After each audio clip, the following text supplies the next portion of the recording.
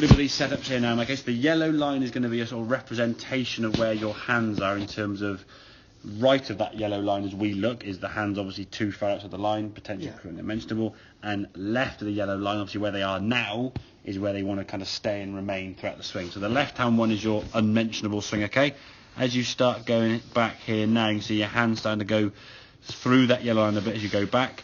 Hands are working more up this way from the blue line rather than sort of going up that blue line in terms of thing. The club's not too bad there because your hands are working outside the club now, perceived better. But now as you start going back, the hands start working up here as you get to the top of the backswing. Now the big shoulder kind of comes in, the sort of squaring up of the shoulder, big lunge with that right shoulder, club coming back over the top. Now you're going outside that yellow line, okay? Hands are way outside there now. Come back to golf ball, out to the line big time, and then you're going to come in the golf ball, only hit one part of that golf club.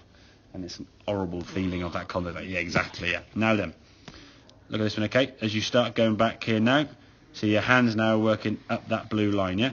Yeah. So your hands are working up that blue line, staying inside the yellow line, top of the backswing, absolutely fine. As you start coming down, less lunge with the shoulder now is staying back. The club as you come back now here, say, in line with that forearm. Your hands now are staying this side of the yellow line. They're back onto yellow line as you start working back down and in. Club working now from the inside. Good strike of the golf ball. Middle of the target and releasing through.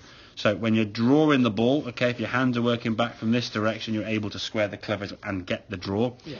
If the right shoulder gets a little bit active this way and your path gets a bit this way, the ball will just start a little bit kind of left of target and maybe a bit of a draw left, okay? Yeah. As I said, when you're swinging your absolute best, you can either start it left of target and hit that, and or right of target and hit that, and arms with a heart kind of shape, yeah?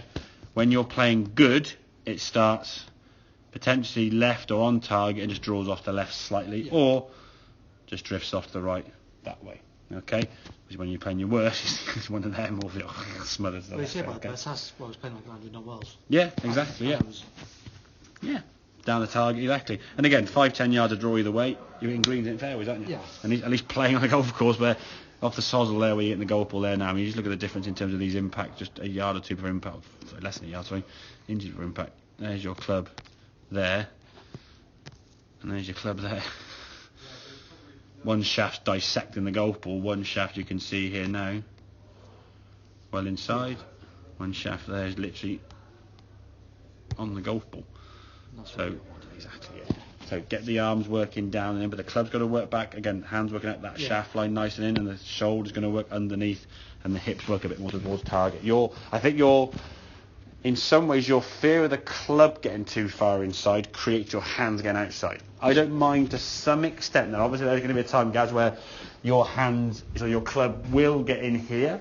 Not that very often, but you will then have a few swings. And again, you can actually hit the golf ball when you get a little bit in here, okay, with the hands, okay, so with the club. As long as your hands are hit. When your hands are at here, that's when you've got a problem. Because now you're flat with the shaft, outside with that. Now you're like, well, where'd you go? And you think, oh, Christ, hang on, what do you do for me now? Square the club face up. Okay, this way. At least if you go this way, you go, well, square the club face up, I can kind of come back in and at least hit some kind of shot from in here because your hand path's better. So when your hands go kind of out here, up, and then, oh, hang on, do I keep going round here? Oh, hang on, I better start squaring, that right shoulder comes in. Again, using more energy, guys, to hit the golf ball, okay, which means you're using more effort to hit the golf ball as you tire yourself out more.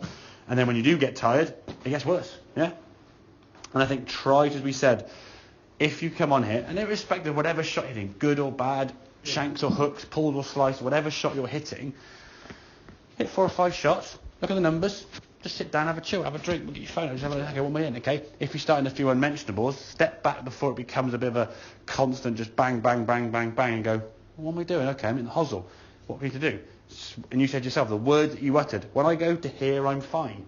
Well, okay, go to there, hit 5 shots to get some club face confidence back, and then go, right, I can do that, and I go to here, and I go to hit, and I go to hit. Yeah. When you're practicing, you're trying to ingrain a movement pattern, not just hit balls repeatedly and go bang, bang, bang, bang, bang, and hope they stop shanking or hope they stop slicing, because they won't. You just keep repeating the same shit over and over again, won't you? So, okay, mate? Lovely. Good man, very good.